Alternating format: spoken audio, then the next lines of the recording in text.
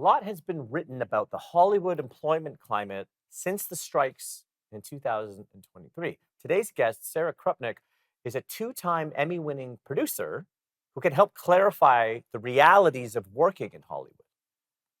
Sarah, welcome to the spotlight. Hi, Bobby. Happy to be here. Well, look, I'm happy to have you here. We're friends in real life, but your story is very exciting. As soon as I got this show, I knew I wanted you. I wanted you on the show, not just because you're a nice person, you're very qualified, but you're pretty honest about the reality of working in Hollywood. But let's start at the beginning, so people know like you're very successful. You recently won not one but two Emmys. So let's start there. Like, what were they for? Yeah, so my first Emmy was in 2024, and it was for Big Vape: The Rise and Fall of Juul, which is a documentary TV series on Netflix. I was a line producer on that. And then my second one was last summer. It was for Frida, which is a documentary film on Amazon. It won for Outstanding Directing, and I oversaw that film for Time Studios as the head of production. So, yes, it was a lot of amazing news and to happen in such a short amount of time. It was, like, very validating, especially during this large paradigm shift out here, So it was just really nice news to hear for sure. It's interesting too, and I wanted to start this episode because it's a very sensitive for a lot of people because especially in Los Angeles, and I have an agent and a manager there. I just and I might even be there now, except I've just heard so many horror stories. But I wanted to start this episode being like, hey, like even for successful people, like this is what it's going through, okay? And two Emmys, like recent, not like in the '90s, like literally just won one Emmy and then you win another Emmy. Like you're at the top of your craft, right? And so how did you actually break into the business? Let's just have more context before we get into the deeper story. Sure. I actually did go to film school back in Philadelphia, where I'm from. I went to Temple University.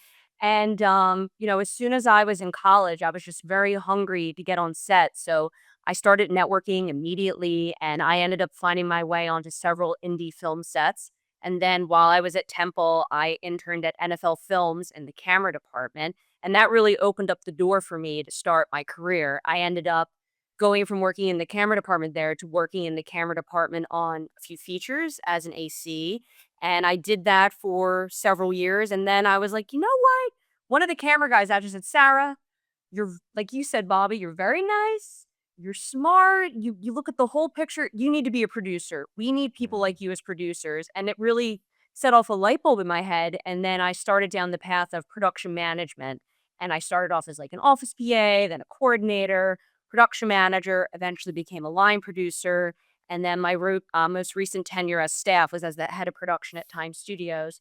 And yeah, it's just sometimes you'll think, like, I thought I wanted to be a cinematographer. And then I realized, oh, you know what? I actually really love just the whole process of media and filmmaking. And I just love curating teams and being like the guiding light for everyone. And it was just a very natural progression for me to become a producer. And I really love it.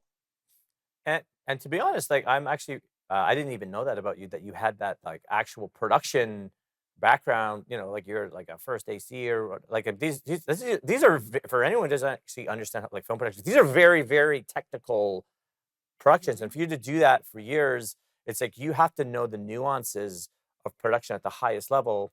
But it's interesting how then you've now become an Emmy-winning producer twice. I mean, it's crazy. Like how like what would you say to people who are like, How do I do that?" You never give up, honestly. And Mm, my career wasn't just like this. There were side pivots, there were down, like it was all over the mhm. place. And you just have to always know where you want to be, set goals for yourself. And as cliche as it may sound, you really have to believe in yourself. This is a really dog eat dog industry, and you just have to make sure that you also make a lot of friends in the industry Mhm. that you trust. And they're very hard to come by, but they exist. You're one of the people that I trust in this industry. It's just Yes. always kind of keeping your eye on what it is you want to attain and figuring out the steps to get there. And it'll happen, just put your mind to it. And I mean, you can't give up. No, and I trust you too, Sarah, and also I know how good you are at soccer. Way better than me. I will never forget that time on the beach. We got 3 more segments here with Sara Krupnick on the spotlight.